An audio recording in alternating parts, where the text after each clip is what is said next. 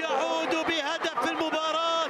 الخليج يرد بثقة، هدف يؤكد بأن لدى الخليج سطرا ليكتب في هذه المواجهة. يسجل التعادل من علامة الجزاء وعن طريق كوستاس فورتونيز، وجماهير الخليج الآن تتفاعل بعودة الدانا في المباراة بهدف التعادل عن طريق كوستاس فورتونيز الذي نجح في تسجيل هدف التعادل في المكان هناك الذي لم يذهب إليه حارس المرمى بينتو، والمكان الذي يعطي للخليج هدف التعادل في شوط المباراة الثاني.